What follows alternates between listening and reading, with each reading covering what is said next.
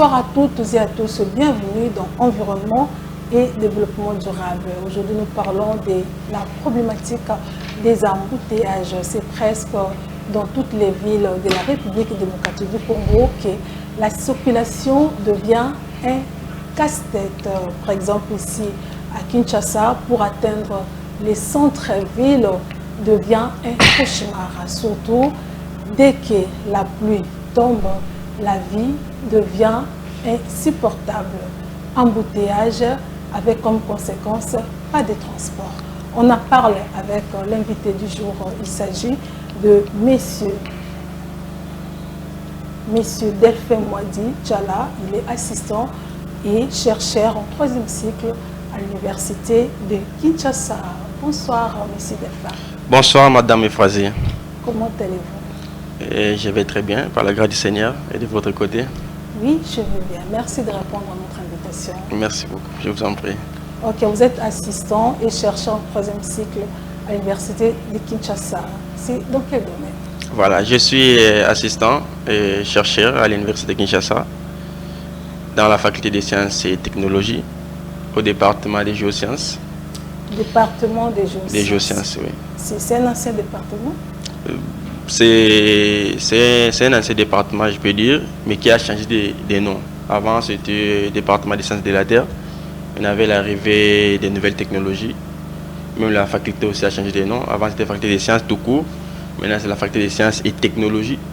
Et le département même a changé le nom. Avant, c'était sciences de la Terre. Maintenant, c'est département. Là, on parle maintenant de la mention. Parce qu'avec l'ancien système, on parlait du département. Avec l'arrivée du système LMD, on parle maintenant des mentions. Donc, mention géosciences, option géomatique. Donc, je suis géomaticien de formation, assistant et chercheur. Et voilà, un peu quelques précisions liées à mon domaine de recherche. D'accord, nous parlons de la problématique des embouteillages. Oui, oui. Nous allons traiter les causes et aussi des solutions à proposer. Mais avant d'aller plus loin dans notre sujet, il faudrait d'abord que vous puissiez un peu nous expliquer qu'est-ce que nous pouvons comprendre par embouteillage. Voilà. Les mots embouteillage, en d'autres termes, on appelle ça bouchon ou congestion.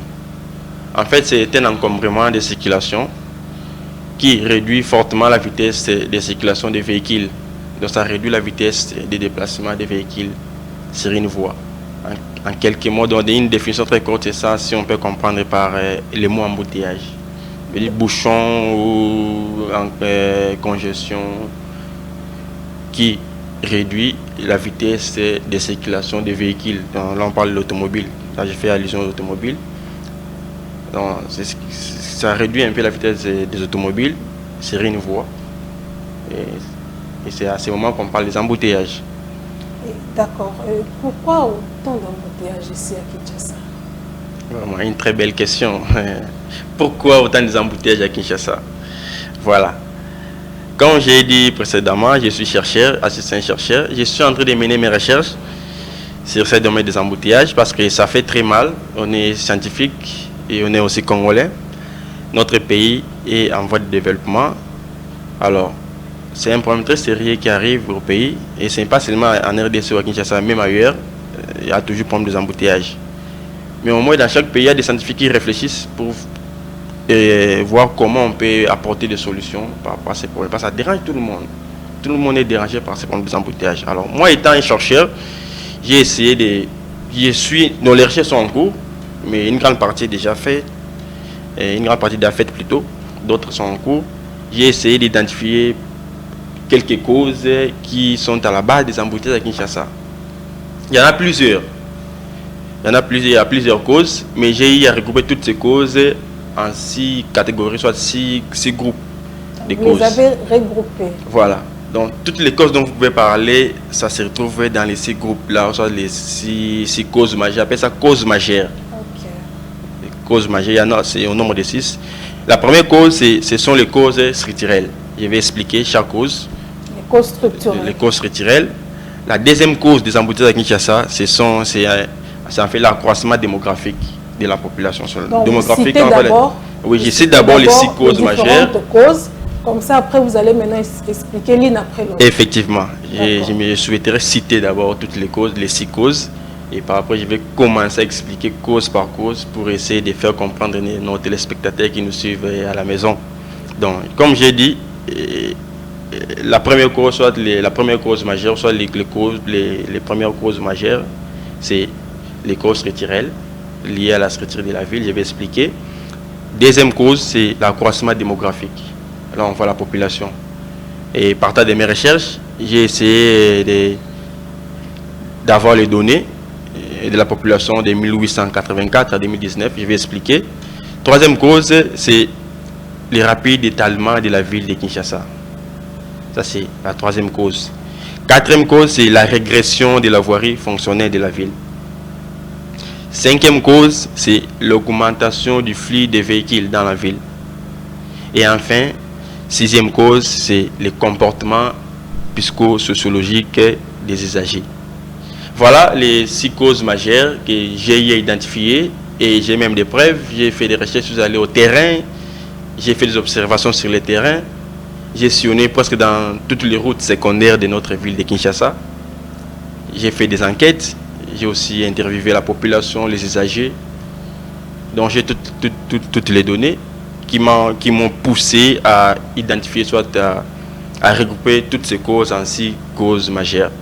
Aussi à proposer des solutions. Avec votre autorisation, si vous m'autoriserez d'expliquer maintenant. Merci. Okay. Merci.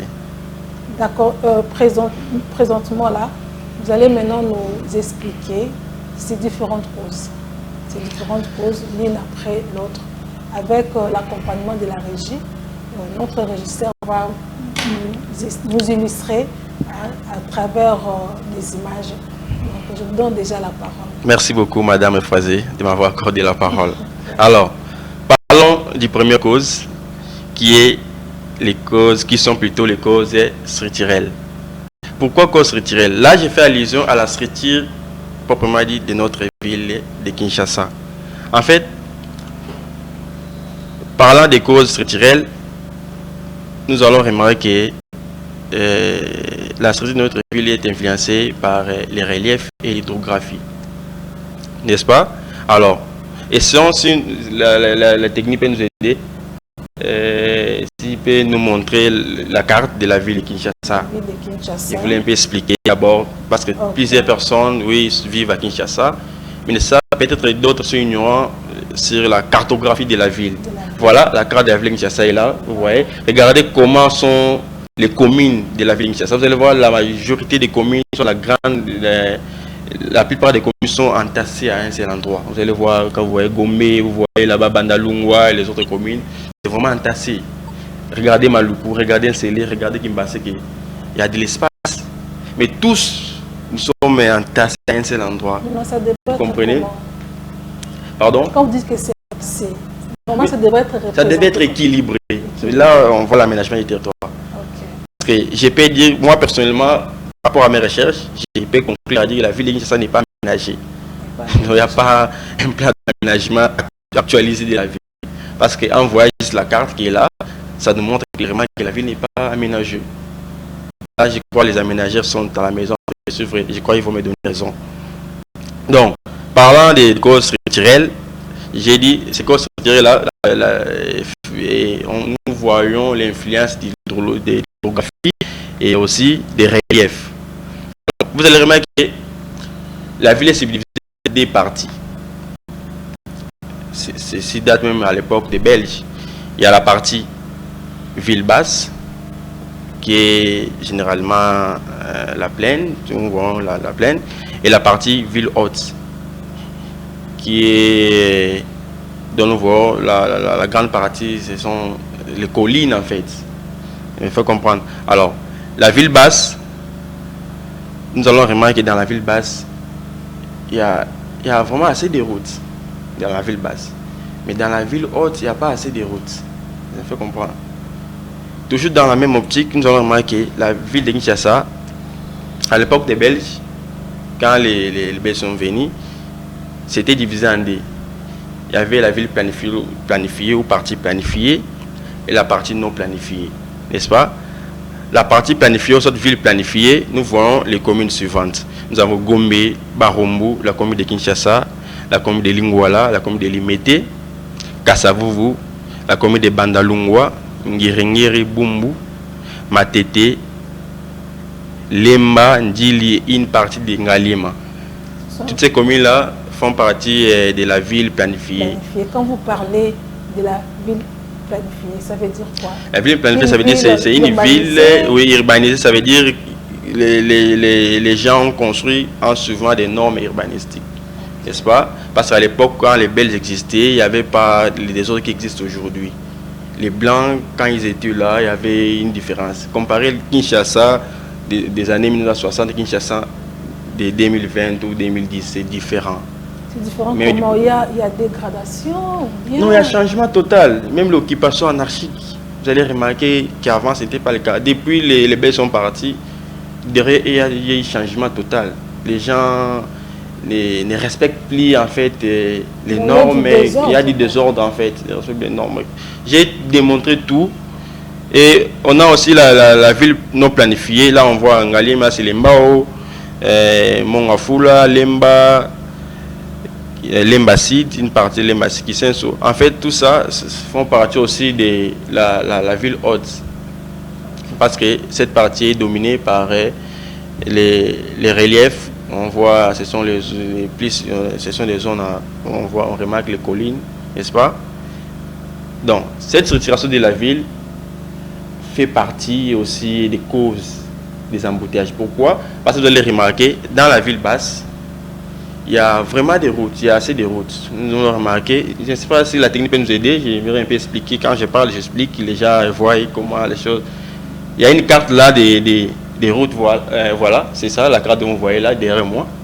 Vous allez remarquer la partie qui est un peu en couleur rouge bordeaux là. Non, l'autre carte là. Okay. Voilà la carte ici. Quand vous voyez cette carte, vous allez remarquer la partie planifiée, soit de ville basse, qui a une couleur un peu rouge-bordeaux, et l'autre partie dont nous appelons ville haute. Regardez un peu les altitudes, vous allez remarquer, dans cette partie, nous avons les altitudes de 500 mètres, 450 mètres, 350 mètres, mais dans l'autre partie, vous allez voir, les altitudes sont aux alentours de 300, 200 et quelques, et ainsi de suite. Donc, et regardez l'hydrographie. Vous allez voir dans la partie haute de la ville de Kinshasa, cette partie est dominée par les rivières et les cours d'eau. N'est-ce pas? Regardez, vous allez voir, il y a pas mal de cours d'eau qui dominent cette partie, la ville haute. Dans la ville basse, vous allez remarquer qu'il n'y a pas assez de cours d'eau. N'est-ce pas? Comparons aussi les routes. Regardez la structuration tu vois les lignes en rouge là, ce sont les routes. Ce sont les routes secondaires de notre ville de Kinshasa. Regardez, comparez la partie ville haute et la partie ville basse. Vous allez remarquer dans la ville basse, n'est-ce pas, ou la partie planifiée, il y a beaucoup de routes. Les routes sont présentes là-bas. Mais la partie ville haute ou la partie non planifiée, vous allez remarquer qu'il n'y a pas assez de routes. Pourquoi? Parce que l'époque, je peux vous dire que non, ceux qui construisaient ces routes évitaient la traversée, soit la traversée des rivières. Ils évitaient de jeter à tout moment les ponts, n'est-ce pas? Parce que la partie est dominée par les rivières. Mais regardez la ville basse là-bas, vous allez voir, les routes même suivent les rivières. Donc, les longs des rivières, vous allez voir la majorité des routes dans la partie basse. Il y a quand même des rivières, ce n'est pas assez, mais il y a des rivières. Mais quand vous regardez ces rivières, vous allez voir les routes suivent la direction des rivières. Pourquoi? Ils évitaient de jeter les ponts. Vous comprenez? Dans les travaux qui demandaient beaucoup d'argent, ils évitaient, ils préféraient tracer des routes en suivant la direction des rivières, en évitant les rivières pour éviter de jeter beaucoup de ponts. Vous comprenez? Cette structuration de la ville qui aujourd'hui fait partie des causes majeures des embouteillages. Parce que la grande partie de la ville manque de routes. Et toutes les routes sont concentrées vers la ville planifiée, soit la ville basse. Vous comprenez? C'est comme ça que je parle de la structuration de la ville. C'est-à-dire que la ville n'est pas bien structurée. Cette structuration fait en sorte qu'on a des problèmes d'embouteillage. N'est-ce pas? Et aussi, toujours dans la structuration de la ville, il y a un espace sur la télévision, vous voyez la carte qui est derrière moi, vous regardez la carte qui est derrière moi, vous allez voir la commune de Gombe qui est en rouge. Vous voyez la commune de Gombe? C'est la commune qui c'est... Non, la carte, voilà, la carte ici. Vous voyez la commune de Gombe là. Les flèches dont j'ai mis là, ce sont les flèches qui proviennent d'une commune en se dirigeant vers la commune de la Gombe. Ça veut dire, voilà, nous remarquons un mouvement pendulaire qui, les matins, tout le monde se réveille pour se diriger vers la Gombe. Et les soirs, c'est le sens retour. Et les communes sont construites maintenant comme les communes dortoirs où les gens reviennent le soir juste pour dormir. Et les matins, quand ils sont obligés de se réveiller pour aller à la Gombe. Donc la ville fonctionne comme ça.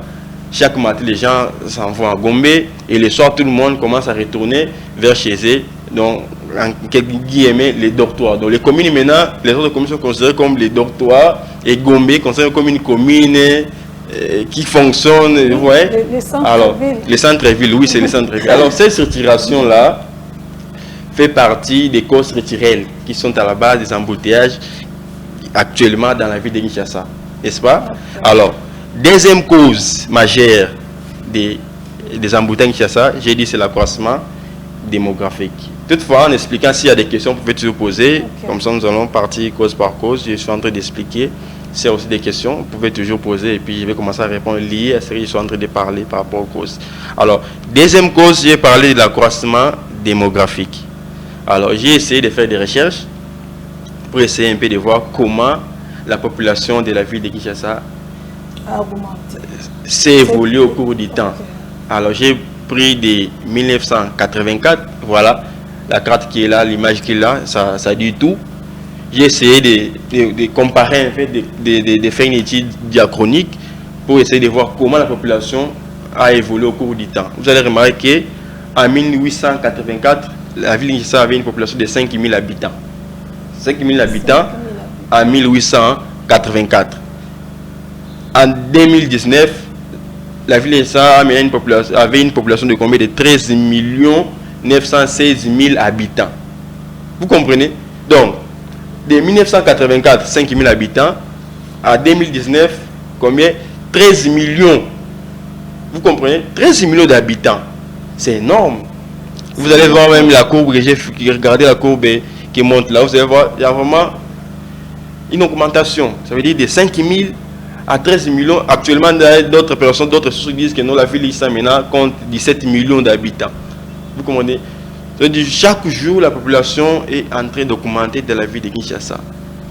Vous comprenez? Mais les infrastructures routières ne suivent pas cette évolution-là. Je prends un exemple.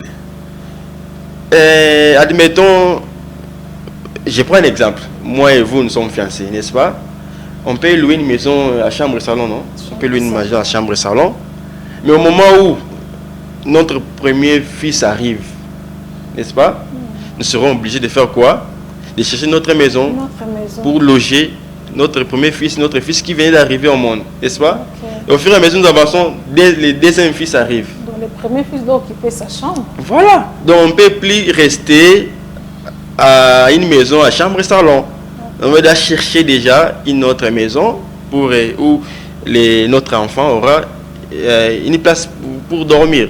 Maintenant, quand les deuxième fils arrive, deuxième enfant, troisième enfant, la maison devient petite. Nous serons obligés de faire quoi? De chercher une maison à 3 chambres et au fur et à mesure, il y a l'arrivée des enfants, soit des visiteurs.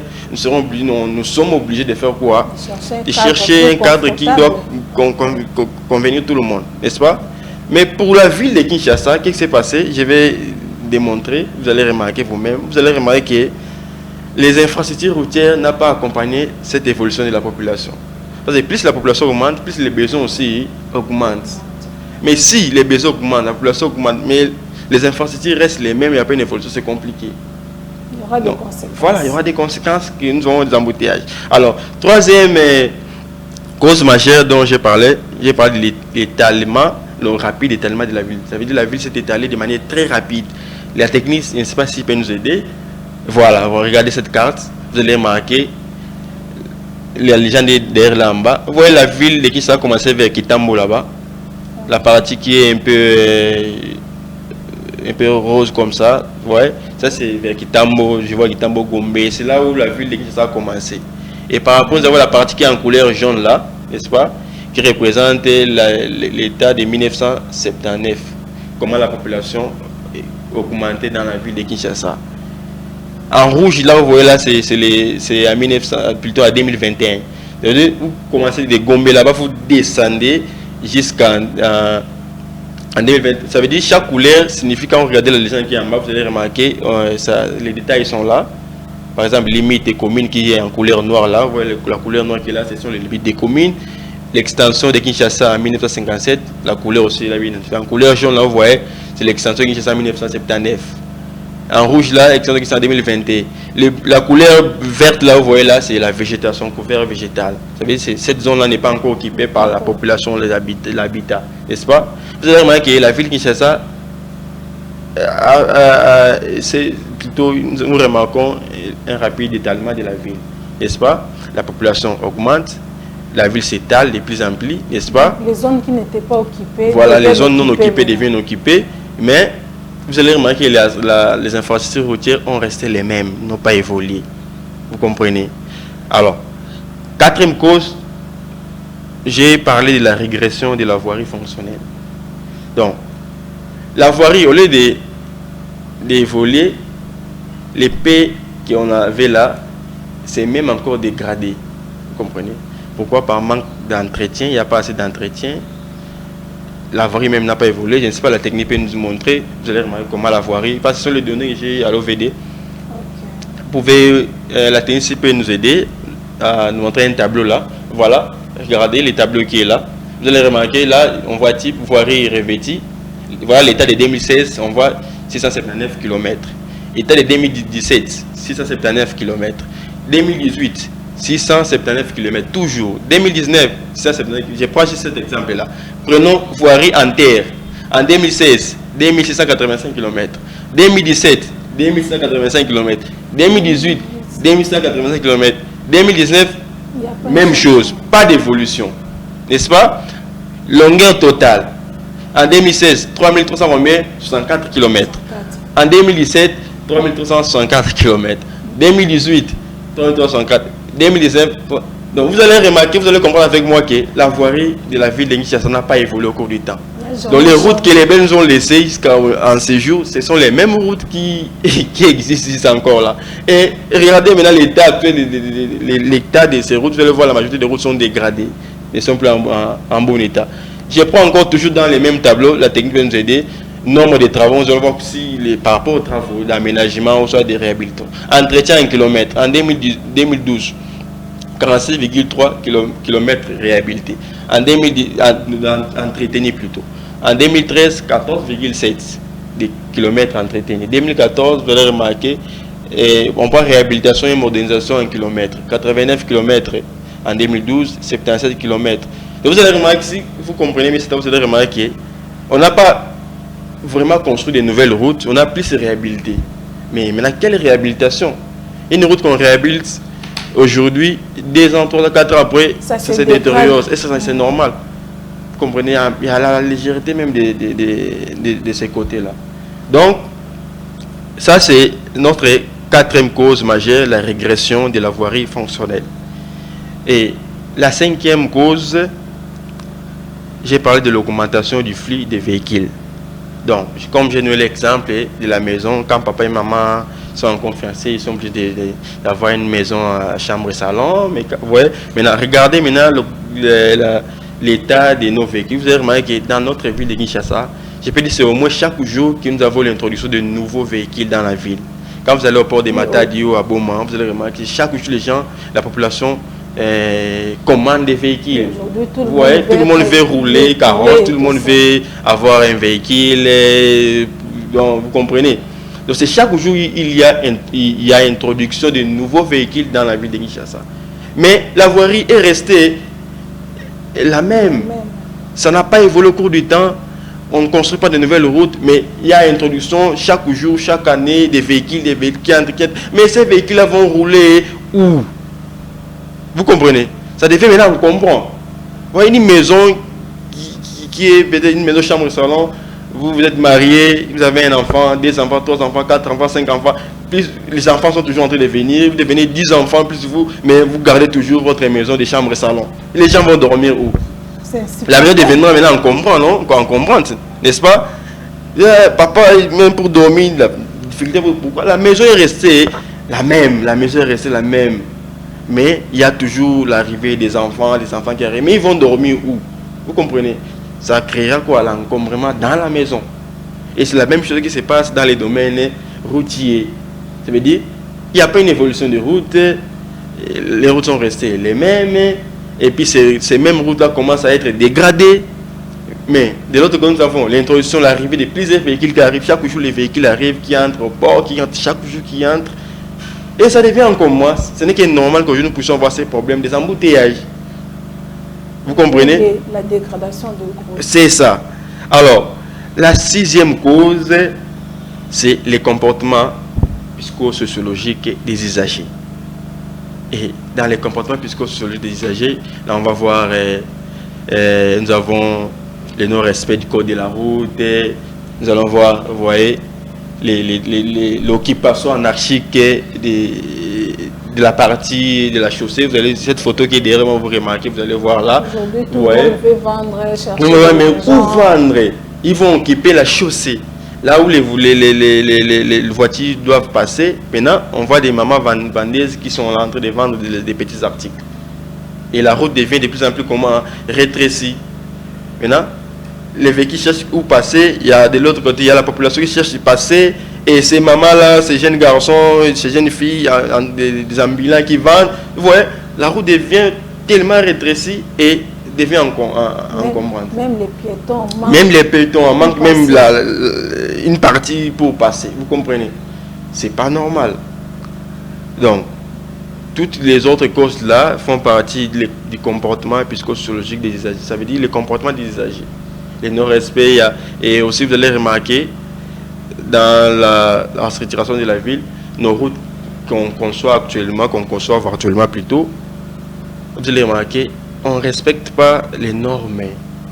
Normalement, quand on construit une route, on doit mettre des endroits qu'on appelle des parkings où les véhicules doivent parquer. Vous allez voir, la route est là, mais on prend un peu une petite partie laissée pour garer les véhicules. Je ne sais pas si j'avais dans cette photo, vous pouvez voir, vous allez remarquer, je prends l'exemple de l'arrêt Kankabila. Vous voyez l'arrêt Kankabila. Vous allez voir que dans l'arrêt, il y a les panneaux, on dit arrêt Kankabila, mais il n'y a pas un endroit réservé, un espace aménagé pour parquer les véhicules.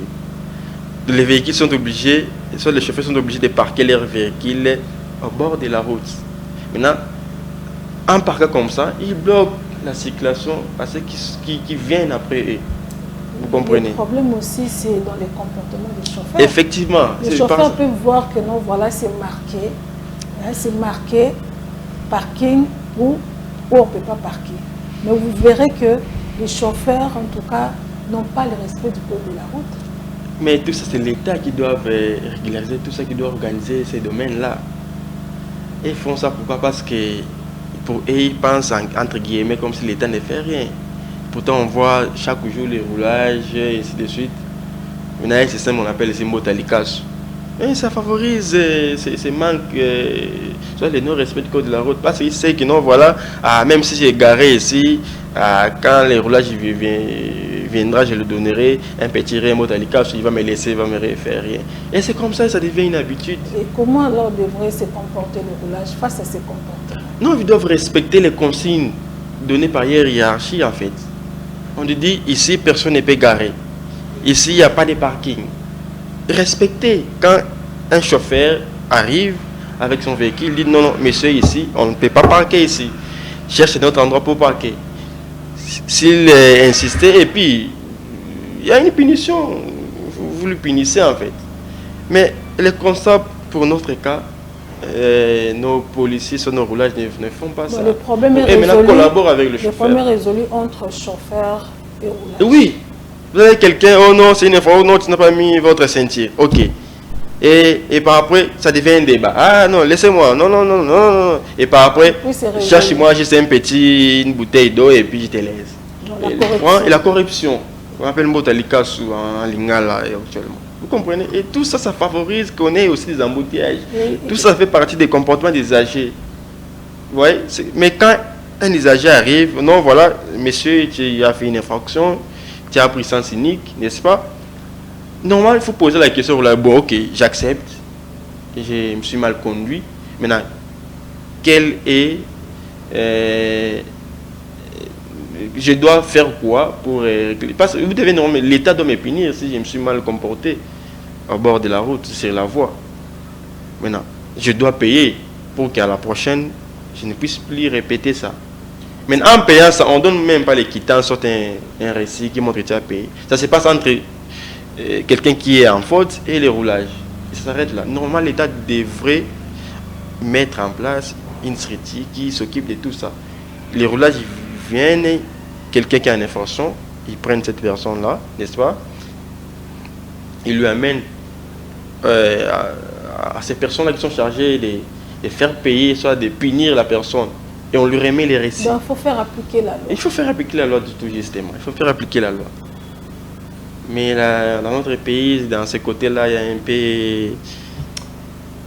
a un peu de petits soucis. Mais espérons que nos autorités qui nous suivent à la maison pourront faire quelque chose pour essayer d'être un peu à la hauteur à ce côté-là. Voilà un peu. Mais il y en a plusieurs. Comme j'ai dit, mes recherches sont toujours en cours. Ce que vous venez d'énumérer, ce sont des causes principales. Voilà, que j'appelle causes majeures. Ok. Où on peut voir là d'autres causes qui sont incluses. Mais les causes majeures, ce sont ces 6 causes-là.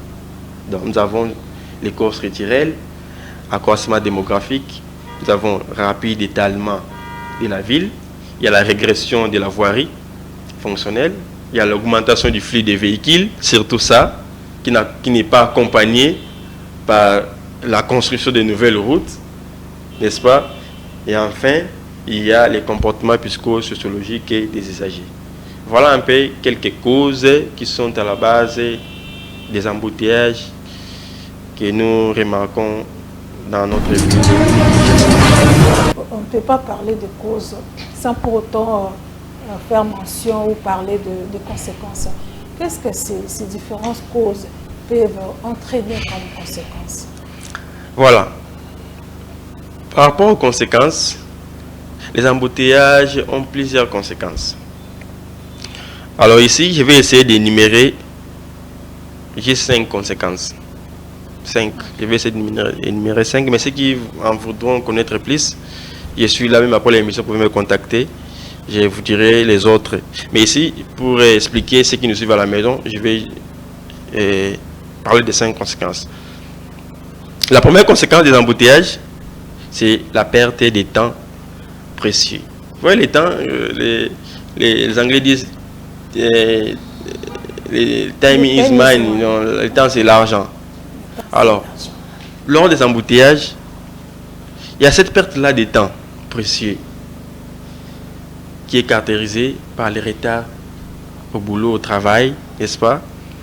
Vous êtes bloqué par les embouteillages 1 heure, 2 heures après et vous arrivez au boulot en retard. Ça fait partie des conséquences des embouteillages. Deuxième conséquence des embouteillages, c'est la perte économique. Perte économique. Je prends un exemple. Comment lancer une affaire, soit une activité dans un quartier ou un milieu où il y a des embouteillages? C'est compliqué, non? Parce que d'abord, l'accès est difficile. Je me dis, bon, si j'ai lancé mon activité là-bas, une affaire là-bas, mais d'abord l'accès, j'aurai des difficultés pour arriver. Ouais. Il y aura perte économique, il n'y aura pas moins. Vous voyez même d'autres pays, notre pays, la RDC.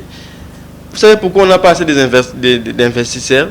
Parce qu'ils savent que non, les pays d'abord, c'est un pays qui y a vraiment des embouteillages énormes où les autorités n'arrivent pas à prendre conscience et à chercher des solutions. Ils négligent ça. Mais les gens voient, mais si je partais investir dans ces pays-là, une ville, des embouteillages, quelqu'un qui va quitter chez lui pour arriver au boulot à 10h, 11h, mais donne la raison, non, les embouteillages. Mais comprenez? Les embouteillages, c'est pas seulement ici. J'ai dit c'est partout, c'est partout. Mais le constat est que dans notre pays, c'est comme s'il y a une petite négligence de ce côté-là. Ailleurs, il y a les embouteillages, mais au moins vous sentez que les autorités du pays fournissent des efforts, contactent les chercheurs, n'est-ce pas, pour chercher à trouver des solutions. Mais ici au Congo, on est là, les chercheurs, nous faisons des recherches, nous proposons des solutions, mais qui ne sont même pas entendues. Les autorités n'arrivent pas à nous écouter, à chercher comment, à voir quelles sont les solutions que vous avez proposées, comment et puis les mettre en pratique. Donc le domaine de la recherche dans notre pays est un peu négligé. Vous comprenez, c'est un peu vraiment négligé. D'abord là, j'ai félicité Maître Guy Luando qui, au Sénat, il a proposé une loi sur l'innovation scientifique, sur la recherche, qui dans notre pays, qu'on réserve dans les budgets, la partie recherche, ça veut dire, dans les budgets, on prend 1% du budget, on met ça pour la recherche. C'est très important. Parce que même par rapport aux embouteillages, pour résoudre le problème des embouteillages, ça demande que les chercheurs puissent se mettre au travail. Mais les chercheurs ont aussi besoin d'être motivés, d'être à l'aise dans les conditions qu'il faut pour les permettre de mieux faire les recherches. Oui, mais vous, en tant que chercheur, quelles sont les difficultés auxquelles vous êtes confrontés? Non, il y a plusieurs difficultés. D'abord, les conditions ne sont pas réunies. Il y a le manque de matériel. Vous savez, dans le monde de la recherche, ça demande à ce que nous puissions aussi être en disponibilité de la connexion Internet aussi. Mais regardez la connexion dans notre pays. Regardez la connexion Internet que nos différents réseaux de télécommunications nous offrent. C'est compliqué, n'est-ce pas? Et les cadres aussi. Je ne préfère pas parler de ces difficultés aujourd'hui, mais je peux rassurer à ceux qui nous suivent à la maison, il y a des difficultés énormes que nous, les chercheurs, nous rencontrons par rapport aux recherches, à nos recherches. Et que demanderez-vous alors aux autorités nous demandons. en train de nous suivre en tout cas, s'il faut demander aux autorités qui nous suivent à la maison, c'est de donner un peu de l'importance à la recherche scientifique surtout, de donner de la valeur aux scientifiques. Pourquoi? Parce que regardez un peu nos professeurs aujourd'hui. Ce sont des gens malheureux. Vous comparez un professeur avec un ministre et un député. Mais ailleurs, ce n'est pas le cas. Au Canada ou dans d'autres pays, les professeurs sont respectés. Les professeurs n'envient même pas la politique. Mais actuellement, regardez dans notre pays, vous allez voir, presque la majorité des professeurs sont maintenant en politique. Ceux qui restent encore, ils étaient encore actuellement, sont en politique. Pourquoi? Parce que, oui, politiciens, députés. C'est le mode de fonctionnement de notre... Parce que les gens ont compris maintenant que non, c'est en politique qu'on a vraiment l'argent. Si tu veux avoir l'argent, il faut aller en politique. Et c'est comme ça même les domaines scientifiques qui négligent dans notre pays. Quelqu'un se dit, bon, je vais étudier beaucoup, mais pourquoi c'est... À quoi faire tout ça? Et bon, tu as étudié, tu as fait des recherches après. Je prends un exemple. Allez par exemple à l'INEKIN, n'est-ce pas? Aux bibliothèques centrales ou dans les bibliothèques de la faculté, des différentes facultés. Vous allez remarquer qu'il y a pas mal de livres, il y a pas mal de TFC, il y a pas mal de mémoires, des DIA, des thèses, où les étudiants, les chercheurs, les doctorants ont eu à faire des recherches, ont eu à donner leur contribution pour le développement du pays. Mais qui en consulte? Qui consulte ça? Même le problème des embouteillages ici, j'ai écrit mon TFC de travers ces embouteillages, mon mémoire de licence de travers ces embouteillages. J'ai donné aussi des solutions aux embouteillages, mais qui part consulter pour voir, mais bon, qu'est-ce que les étudiants ont fait, rien. On néglige ça. Mais ailleurs, quand il y a un problème comme ça, le gouvernement, soit les politiques, cherchent comment contacter les scientifiques, arriver aux différentes universités pour contacter les scientifiques. Que les autorités viennent vers vous. Effectivement. Vous aussi aller vers elles. Non. Faire de propositions. La réalité actuelle est que... Après avoir mené vos recherches, quelle démarche avez-vous entreprise pour faire connaître quand même aux autorités ce que vous avez eu comme données et puis ce que vous avez à proposer comme piste de solutions dans les différents problèmes? Le problème est que, Madame Froisi, les systèmes politiques de notre pays ne fonctionnent pas comme il faut. Moi, personnellement, j'ai eu à tenter plusieurs fois à rencontrer quelques autorités dont je ne citerai pas les noms ici à la télé, en fait de leur proposer quelques solutions, quelques études que j'ai eu à faire. Mais juste pour qu'on te donne accès à voir ces autorités, c'est tout un problème. Quand tu arrives là, ceux qui sont là à la porte, secrétaires ou directeurs de cabinet, ils bloquent même l'accès. Tu viens faire, oh non, je vais voir l'autre. Pour quelle raison? Oh non, que laisse l'audience et puis on va t'appeler. Quand c'est fini, ils vont même pas t'appeler. Vous comprenez? Donc l'accès, c'est très compliqué. Même si tu te présentes, je suis scientifique, je suis professeur, je suis assistant, mais tu sens, on te bloque même l'accès pour rencontrer l'autorité. Donc ce sont des personnes extraordinaires. Oui, je me dis, mais ce sont des personnes extraordinaires. Pourtant, ils sont censés écouter la population, écouter les scientifiques, ce qui apporte au moins quelque chose. Nous autres, on fait notre part, mais c'est difficile pour avoir accès. Donc on est bloqué. Maintenant, que faire? On n'est pas aussi habitué de passer à la télévision pour dire voilà, non. On a fait des recherches, ça est là. Mais comment maintenant présenter ces recherches-là, ces résultats-là aux autorités? C'est ce qui est tout un problème. Pourquoi? Il y a blocage au niveau des différents ministères ici. Pour avoir juste accès de voir l'autorité, les ministres, pour le présenter, voilà, j'ai tel projet, j'ai telle proposition par rapport à ça. C'est compliqué. Donc les autorités qui nous suivent à la maison, s'ils pouvaient vraiment avoir l'œil, soit avoir l'écoute surtout sur les scientifiques en fait qui font des recherches. Je sais que souvent vous ignorez un peu de ce côté, mais si vous pouvez faire de votre mieux, enfin, de donner même votre oreille pour essayer d'écouter ces gens-là, ça sera très important. Oui, parlant seulement des solutions, le gouvernement avait envisagé quelques mesures pour réduire les embouteillages ici à Kinshasa. Par exemple, avait eu l'idée d'instaurer sur certains axes routiers le sens cynique. Le sens cynique le matin pour permettre une circulation un peu fluide vers le centre-ville, comme beaucoup de gens se dirigent toujours vers les centres-villes pour chercher, ainsi de suite. Le gouvernement avait pensé, proposé, il est en train de travailler pour restaurer ces systèmes de sens cynique. Qu'est-ce que vous en pensez? Ça peut réduire ces problèmes, ça peut réduire les embouteillages, ça peut résoudre ces problèmes? Bon, selon moi, c'est bien d'instaurer ce système-là de sens cynique. J'ai vu ça, tu vois, même quand vous allez à l'aéroport d'Indili, il y a sens cynique, non? Bon, une voie au milieu. Quand vous entrez, ça vous amène jusqu'à vers l'aéroport. Mais ces embouteillages ont été réduits? Non. Tiens, on pour l'aéroport, il y a toujours des embouteillages. Vous comprenez? Je veux dire, ça fait partie des... Ça vient pour adoucir en fait les problèmes, mais ça ne va pas résoudre les problèmes. N'est-ce pas? Ça ne va pas résoudre les problèmes. Moi, j'ai proposé quelques propositions. Je crois à la fin, je vais essayer d'étaler ça. Si seulement si on mettait en pratique ces propositions-là que j'ai à faire, en tout cas, il y aura une réduction totale des embouteillages. Parce que les embouteillages, on ne peut pas les éviter. Ça, il faut noter.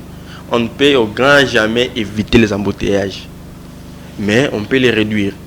Comme j'ai dit au début, l'embouteillage, c'est un encombrement de circulation qui réduit la vitesse. N'est-ce pas? Déplacement des automobiles, et ainsi de suite. Donc, les embouteillages, on ne peut jamais les éviter, mais on peut quand même les réduire. Réduire les temps. Si lors d'un embouteillage, quelqu'un fait 1 heure du temps, peut faire quelques secondes. Ouais, faire 2 heures du temps. Imagine 2 heures du temps, 3 heures du temps. Mais avec les solutions, soit des propositions que j'ai à faire, cela va aider à la réduction totale des embouteillages dans la ville de Kinshasa. À quelques secondes, quelques minutes, et puis c'est bon. Donc la route devient de plus en plus fluide. Oui, parmi les méfaits des embouteillages, vous avez parlé de la perte du temps. Ça nous fait perdre le temps. Quand vous êtes coincé dans les embouteillages, on est stressé. Et puis on est exposé. Oui. Il y a aussi les stress sur la fatigue plutôt, n'est-ce pas? Tu vois, quand vous êtes bloqué dans l'embouteillage, vous êtes stressé en fait. Tu commences à réfléchir, mais à cette heure, je devais déjà être en ville, je devais déjà arriver à telle place, je devais déjà faire les achats, mais tu es bloqué. Tu deviens de plus en plus stressant, tu es là, fatigué, n'est-ce pas? Ce sont des conséquences des embouteillages. Il y a aussi la pollution de l'air ou la pollution atmosphérique. Il va alors des embouteillages. Ces véhicules-là n'arrêtent pas l'air moteur. Les tuyaux d'échappement dégagent. Les CO2, les particules fines. Mais oui, ça pollue l'air en fait. Il y a la pollution de l'air ou la pollution atmosphérique. Vous comprenez? C'est l'une des conséquences des embouteillages. Au-delà de cette pollution de l'air qui provient du tuyau d'échappement, il y a aussi l'homme qui dégage aussi le CO2. Effectivement. La concentration de cette pollution de CO2. Il n'y a pas de l'air qui entre, qui sort. Mais la quantité dégagée par l'homme et la quantité dégagée par les véhicules, c'est tellement différente. C'est énorme ceux qui sont dégagés par les véhicules. C'est tellement énorme. Il y a aussi parmi les conséquences, il y a identifié aussi l'augmentation du prix des transports en commun. Okay. Le prix des transports en commun voyez que lors des embouteillages, il y a rareté de transport. Voilà, Le transport devient difficile. Et ça augmente les coûts. Une course de 1000 francs devient 2000 francs. Aujourd'hui, vous comprenez? Bouger, demi-terrain, système demi-terrain, eau variée. À Kinshasa, il faut avoir vraiment les budgets. Imagine. Et les prix varient. C'est pas sérieux alors. Vous comprenez? Tout ça, ce sont les conséquences des embouteillages. Alors, c'est pas sérieux. Donc, c'est un problème très sérieux que nous devons chercher. Il n'y a pas un montant fixe. Il n'y a pas un montant fixe. Tout ça. Chaque heure, le matin, là, par exemple, Zando, Matete, pour arriver en ville, boulevard, il faut avoir 3000 francs, 2500. Là, le matin. Et Matete, Zando, 2000 francs. À 10h, 11h, là, il y a un autre prix à payer. Là, c'est 1000 francs. Vous voyez? Imagine. 12h, 13h. Le soir, là, ça augmente. C'est pas sérieux. Alors, avec tout quelles ça, sont des solutions que vous proposez pour réduire les embouteillages ici à Kinshasa? Alors, par rapport aux solutions, comme j'ai dit au début, mes recherches sont en cours. Mes recherches sont en cours. Je suis toujours, comme je suis apprenant au 3e cycle à l'INIKIN, donc j'ai fait le master. Alors, jusque-là, j'ai eu à faire 5 propositions. Je ne vais pas les étaler les tout, je vais juste donner les titres ou soit les grandes lignes, parce que ça sera un projet qui va chercher les financements bientôt là.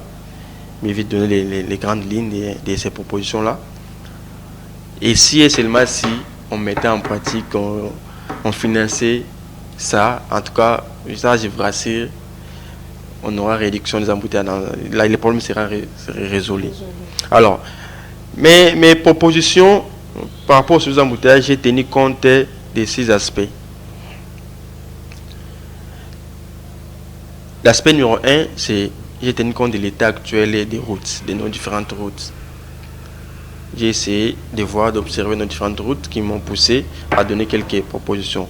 Autre aspect, c'est l'aspect lié au trafic et à la quantité du flux des différentes routes. La quantité, soit des véhicules qui passent sur une route, n'est-ce pas? Parce que j'ai eu à faire des études dans plusieurs routes primaires comme secondaires de la ville. Autre aspect, j'ai tenu compte de la morphologie du terrain, la forme du terrain, des différentes parties où j'ai à proposer des solutions. J'ai tenu aussi compte des routes et chemins de fer existants. Ouais, parce qu'au moins, dans la ville, à l'époque, vous savez, il y avait des trains, il y avait ça qui existait. Mais ces chemins de fer-là, même si ça n'existe plus, il y a d'autres endroits où on voit juste quelques fers. Mais au moins, j'ai tenu compte de ces tracés-là. Il y a aussi, j'ai tenu compte des limites des communes et quartiers. Parce que vous savez, actuellement, il y a des quartiers qui sont enclavés ou des communes enclavées. Pourquoi? Par manque de voies de communication de routes. Je prends l'exemple de Lemba et la commune de Matete. L'exemple de Mongafula, Lemba, Matete. Ce sont des communes voisines. Mais entre eux, il n'y a pas l'intercommunication de ces communes-là. Quelqu'un qui est à l'Enikin, soit qui est à Mongafula, qui veut aller à Matete, il est obligé de faire Mongafula, Lemba, Matete, et puis par Bakisensu. Pourtant, à vol de comme ça, c'est non loin. Mais il n'y a pas, pourquoi il n'y a pas cette possibilité? Il n'y a pas de routes intracommunales, il n'y en a pas. Vous comprenez? Pourquoi? Vous avez, comme j'ai dit, cette partie-là est caractérisée, c'est une partie de la ville haute qui est caractérisée par les reliefs et l'hydrographie, n'est-ce pas? Alors, j'ai tenu ce compte de l'expansion démographique de la ville ou encore de l'urbanisation. Là, j'ai fait allusion. De 1957 à 2021, comment ça a évolué et puis ce qui m'a permis à donner quelques... Alors, partons directement aux propositions. Comme je dis, j'ai eu à faire 5 propositions, n'est-ce pas? La première proposition pour résoudre le problème des embouteillages, il faut réhabiliter les routes dégradées. Alors, j'ai eu à identifier quelques routes très importantes à réhabiliter si on veut réellement résoudre ce problème des embouteillages.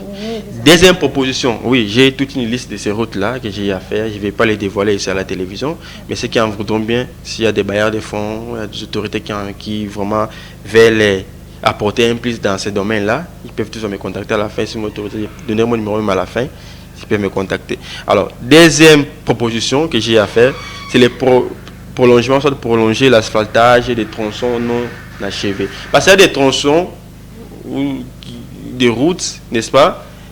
Ils avaient commencé et par rapport ils se sont arrêtés, n'est-ce pas?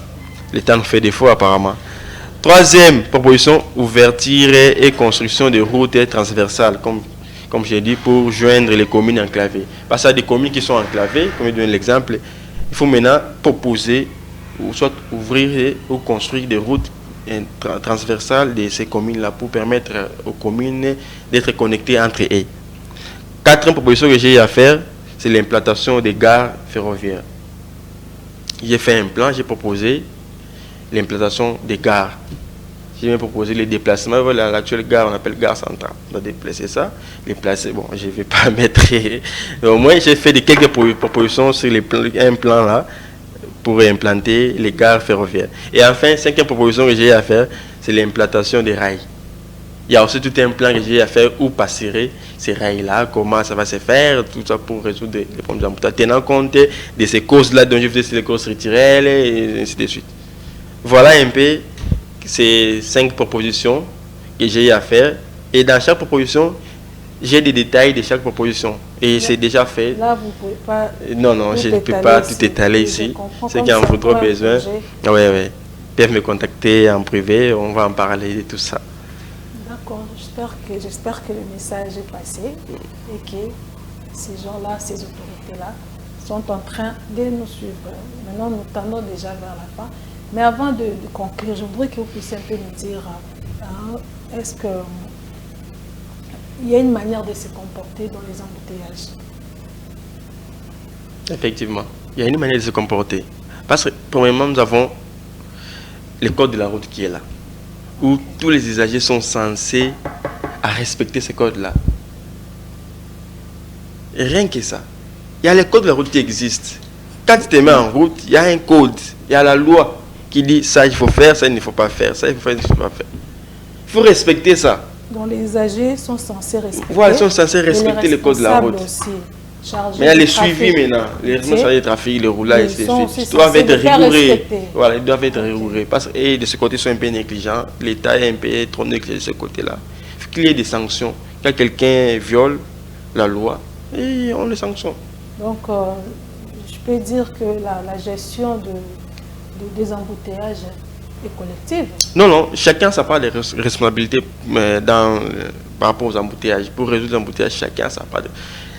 Les usagers ont leurs responsabilités, les roulages ou les PC ont leurs responsabilités, les autorités du pays ont leurs responsabilités.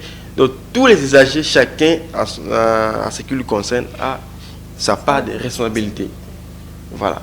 Et de manière brève, qu'est-ce que nous pouvons retenir? Bon, de manière un peu brève, ce qu'on peut retenir, nous avons parlé. Un mot de conclusion. Bon, un mot de conclusion, je peux dire. La population, chers téléspectateurs qui nous suivent à la maison, les embouteillages actuellement dérangent tout le monde. C'est un problème très sérieux qui nous dérange tous. Et puis, nous, chercheurs, scientifiques, nous continuons toujours à faire des recherches pour essayer de proposer à nos autorités des solutions qui peuvent, tant soit peu, aider ou soit réduire les embouteillages. Et seul, on ne saura pas faire ça. Nous avons aussi besoin de votre accompagnement. Donc, ne laissons pas cette charge-là aux autorités, aux scientifiques, mais vous également, la population. Et vous avez aussi votre part de responsabilité. Ce que je peux vous demander, c'est respecter les codes de la route. Et c'est qu'actuellement, il y a un langage qui se dit souvent, un langage plutôt qui te dit, non, oh, quand tu fais ça, tu te crois qui? Toi, tu es plus scientifique que les autres, vous comprenez? Donc, ça fait mal. C'est la raison pour laquelle les choses... Voilà, ça fait très mal de voir les Congolais se comporter comme ça. Mais si on veut voir le développement ne vient pas au même moment où subitement. Non, c'est un processus. C'est un processus. Vous comprenez? Alors nous devons changer les comportements aujourd'hui. Effectivement. Nous devons être patients et essayer de se comporter comme il faut afin d'atteindre les buts et l'objectif. Merci beaucoup, messieurs Delphin Mwadi. Merci de répondre à notre invitation. Merci de répondre à nos questions. Je rappelle que vous êtes assistant et chercheur en 3e cycle à l'Université de Kinshasa. Merci beaucoup. C'est à moi de vous remercier. D'accord. Merci aussi à vous, nos téléspectateurs, d'avoir consacré votre temps pour suivre cette émission. Nous sommes arrivés déjà à la fin. On se retrouve à la prochaine pour un nouveau numéro.